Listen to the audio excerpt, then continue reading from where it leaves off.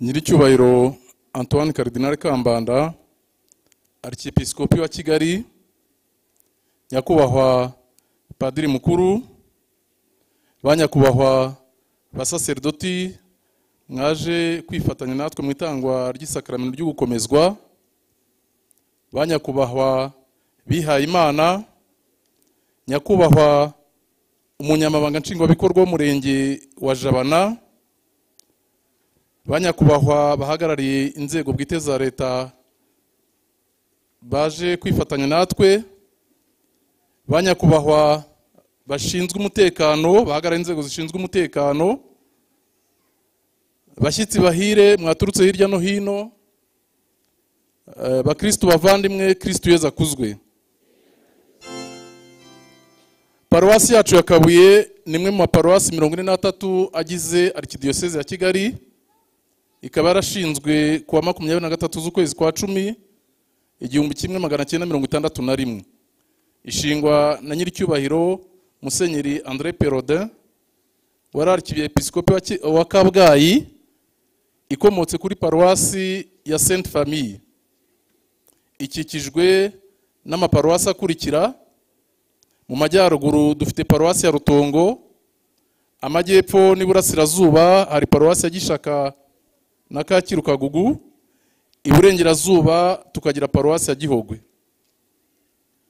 Paruwasi yacu ya Kabuye ikora ku turere tubiri, hari akarere ka Gasabo aho ikora ku mirenge ya Jabana, Nduba ndetse n'umurenge wa Kinyinya, ndetse n'akarere ka Rulindo. Nyiricyubahiro Archiepiscopi wacu, ishingwa rya paruwasi Kabuye ryavuye ku gitekerezo cya nyakwigendera Bwana Alexis Karekezi wari sous-chef, wari warashinze ishuri ryigenga hano Kabuye, École Libre Saint Alexis. Iryo shuri maze gushingwa ryahuye n'ingorane mu micungire yaryo, nibwo yagisha inama Musenyeri Aloys Bigirumwami kugira ngo amushakira bihaye Imana bamufasha kuriyobora.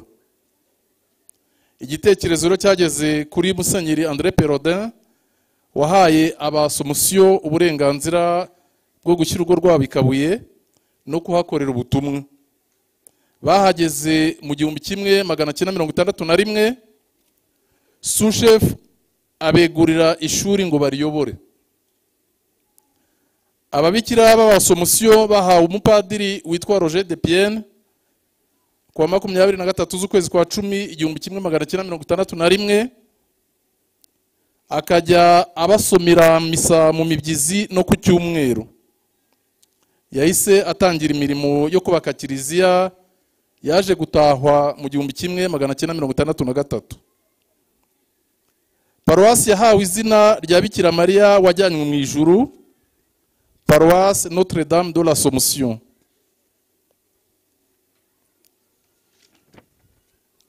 Nyiricyubahiro Archiepiscopi, paruwasi Kabuye yatangiranye abakristo bagera ku 2800, ikaba yarigizwe na santarare 5, santarare Bweramvura na Jabana zabarirwaga muri paruwasi ya Rutongo, Kabuye, Cyuga na Nduba byari muri paruwasi y'Umuryango Mutagatifu. Santarare zaje kwiyongera nkuko n'umubare wa Kristo wiyongeraga umunsi ku wundi, zigera ku 10. Paruwasi Kabuye yaje kubyara paruwasi ya Gihogwe, iyiha amasantarare 4 ariyo Gihogwe, Nyakabungo, Cyungo, Cyuga na Kigarama. Yo yasigaranye amasantarare 6 ariyo Kabuye, Bweramvura, Jabana, Nyacyonga, Gasanze na Batsinda. Ubu paruwasi Kabuye ifite abakristo bagera ku 20,345 bari mu mpuzamiryango remezo zigera kuri 69 n'imiryango remezo 320. Hakaba hari n'imiryango ya Gisiyo Gatolika myinshi kandi ikora. Nyiricyubahiro Archiepiscopi, mu ikenurabushyo ibikorwa byinshi byagezweho nubwo imbogamizi zitabura. paruwasi yabyaye abapadiri 10, 5 muri bo bari muri paruwasi ya Gihogwe nayo yabyawe na paruwasi ya Kabuye. Abaseminari bakuru ni 6 n'abasaga 50 biga mu seminari ntoya. Ababikira bakomoka muri paruwasi ya Kabuye ni 6 n'umufurere 1. Misa zitangwa buri gitondo, ndetse ku cyumweru ho misa zitangwa zigera kuri 5, aho tunifashisha centre culturel yasanwe igafasha mu misa ya mu gitondo ya saa moya. Iyo centre rero yasanwe ku bufatanye n'ubwitange bw'abakristo, ikaba yaranashyizwemo n'intebe kandi ubu irakoreshwa. Usibye imiryango remezo y'abakuru, hari n'imiryango remezo y'urubyiruko, ndetse hakaba n'utugoroba tw'abana. Amasakramentu aratangwa nk'uko n'uyu munsi mumaze kudutangira isakramento ryo gukomezwa. Guhera muri Mutarama 2025 dufite abahawe isakramento rya batisimu bagera ku 1086, abahawe Eucharistie ya mbere bagera ku 1103, abakomejwe ni 1040, barimo 873 mumaze kuduhera isakramento ryo gukomezwa uyu munsi. Hakaba harashyingiwe imiryango amakouple agera kuri 68. Kugira ngo ibi byose bigerweho, habayeho ubwitange bw'abakateshiste bagera ku 196, ndetse n'abakristu batanze ingo zabo kugira ngo zifashishwe mu bwigishwa. Izo ngo za Betania muri paruwasi ya Kabuye zigera kuri 270.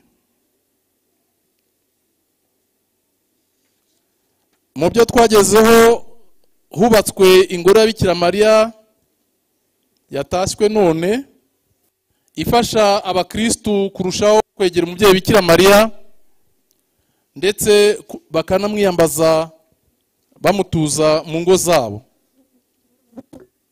Hari gutunganywa parikingi nini izashobora kwakira ibinyabiziga by'abaza gusengera muri paruwasi yacu ya Kabuye. Hakaba hari imiryango y'abihaye Imana igera kuri 2, nubwo ikiri mike ugereranyije n'ubwiyongere bw'abakristu ba paruwasi yacu ya Kabuye. Nyiricyubahiro Archiepiskopi, nubwo twishimira ibyagezweho, imbogamizi ntizibura. Iya mbere hari kwimuka kwa hato na hato kw'abakristu kudindiza ubusugire n'iterambere ry'imiryango remezo. Hakaba no kubona ibyangombwa byo kubaka no gusana inyubako za kiliziya bigoranye mu masantrale hirya no hino, bigatuma abakristu bakora ingendo ndende baza gusengera kuri paruwasi Kabuye, kuko amasantrale yose uko twayavuze hejuru ubu ngubu arafunze. Nyiricyubahiro Archiepiskopi, mu gusoza ndagira ngo dushime. Turabashimira by'umwihariko uburyo mukomeje kwita ku muryango wo Gicumbi cya Mizero, mukaba mwana bigaragaje muza kuduhera isakramento ryo gukomezwa abana bakomejwe none. Nkaba ngira ngo abakristu babambera amashyi tubashimire.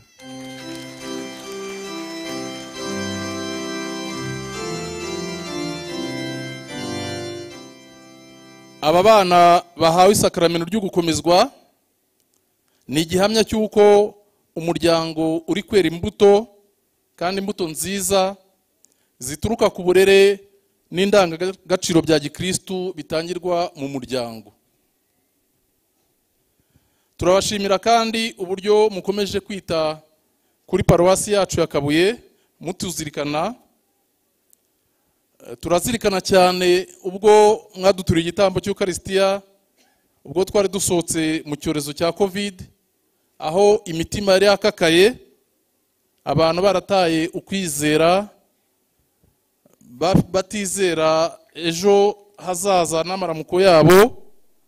Mwaritanze muraza muduturira igitambo cy'Eucharistia ku munsi nk'uyu nguyu, umunsi wa Somusiyo. Ibyo bikaba biri mu mitima yacu nk'Abanyakabuye, tuzahora tubibukiraho. Ndagira ngo Abanyakabuye mu ntiza amashyi tumushimire.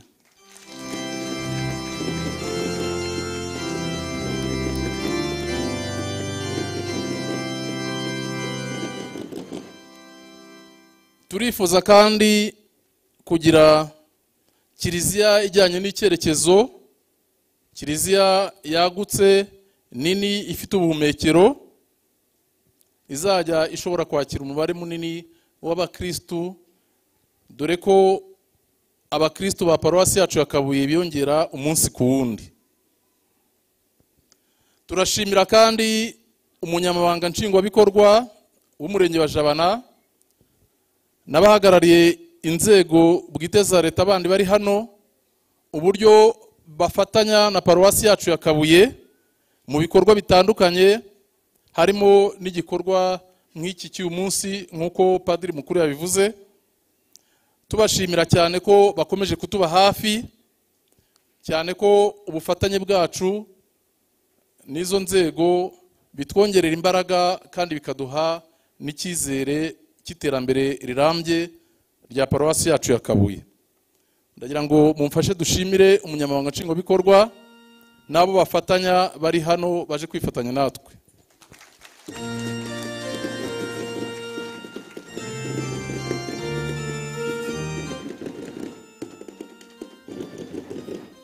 Turashimira abana bahawe isakaramentu ry'Eucharistia, isakaramentu ryo gukomezwa, n'ababyeyi babo. Twifuza ko aba bana bazatera ikirenge mu cyababanjirije, bubaka kiliziya kandi bakayibera abahamya b'ukuri. Mumfashe nabo tubashimire.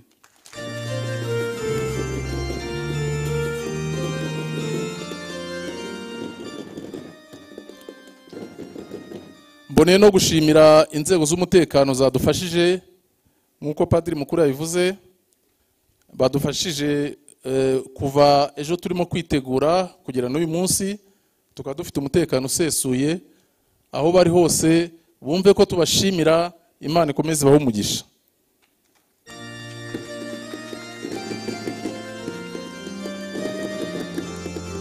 Nyiricyubahiro Archiepiscopi, reka ndangize mbashimira, nshimira n'abasaserdoti bitangira ubutumwa mwabashinze muri paruwasi yacu, ndetse n'imbaga y'abakristu ibakikije. Umubyeyi Bikira Mariya wajyanywe mu ijuru, umurinzi wa paruwasi yacu ya Kabuye, adusabire. Murakoze.